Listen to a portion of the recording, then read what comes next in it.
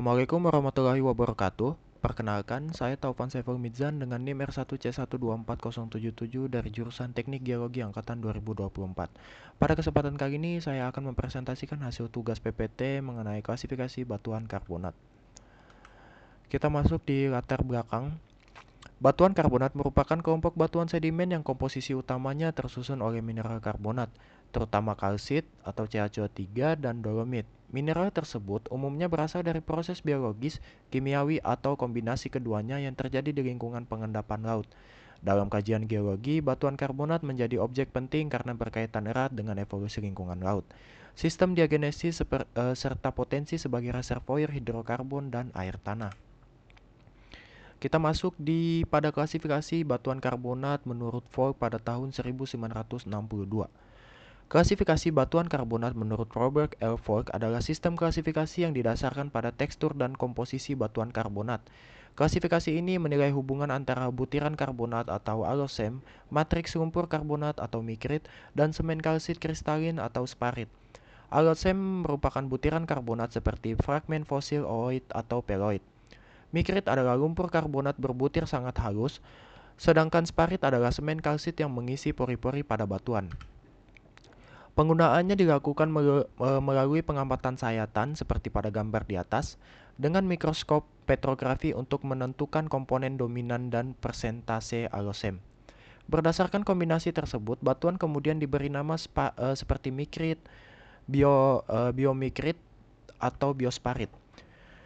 Klasifikasi ini juga membantu menafsirkan lingkungan pengendapan di mana dominasi mikrit menunjukkan lingkungan energi rendah, sedangkan dominasi butiran dan sparit menunjukkan lingkungan dengan energi lebih tinggi seperti daerah terumbu atau perairan dangkal berombak.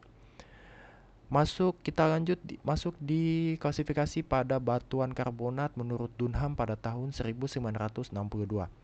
Klasifikasi batuan karbonat menurut Robert J. Dunham adalah sistem pengelompokan batuan karbonat berdasarkan tekstur pengendapan, terutama hubungan antara butiran karbonat dan lumpur karbonat.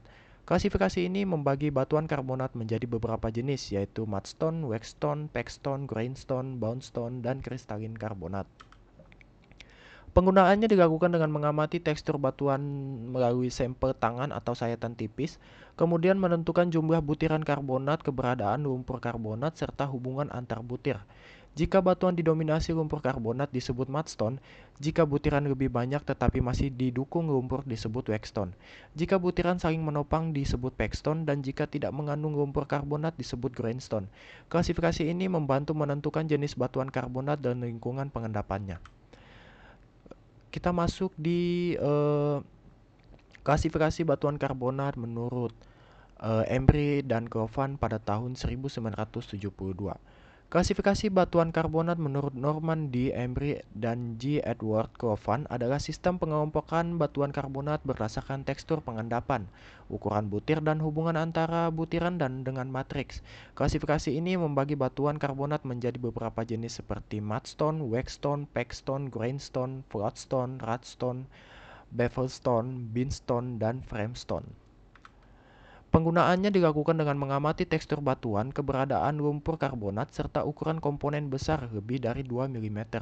Jika komponen besar lebih dari 10%, maka batuan dapat diklasifikasikan sebagai floodstone atau rutstone. Sedangkan jika komponen karbonat terikat oleh organisme saat pengendapan, maka termasuk boundstone. Klasifikasi ini membantu menentukan jenis batuan karbonat dan lingkungan pengendapannya. Kesimpulan pada PPT klasifikasi batuan karbonat ini, klasifikasi batuan karbonat seperti yang dikemukakan oleh Robert L. Voigt, Robert G. Dunham, serta Norman D. Embry dan G. Edward Govan digunakan untuk mengelompokkan batuan karbonat berdasarkan tekstur, komposisi butir, dan hubungan antar komponen sedimen. Klasifikasi Voigt menentukan pada komposisi butiran karbonat dan jenis matriks atau semen. Klasifikasi Dunham berfokus pada tekstur pengendapan serta hubungan antar lumpur karbonat dan butiran. Sedangkan klasifikasi Embry dan Govan merupakan pengembangan dari Dunham yang menambahkan klasifikasi untuk ukuran butir besar dan batuan terumbu. Ketiga sistem klasifikasi tersebut saling melengkapi dan digunakan dalam studi sedimentologi karbonat untuk mengidentifikasi jenis batuan karbonat serta menafsirkan lingkungan pengendapan dan proses pembentukannya. Sekian presentasi saya pada kesempatan kali ini terima kasih atas kesempatan yang telah diberikan. Mohon maaf jika ada salah kata. Saya Taufan Saiful Mizan. Sekian, terima kasih.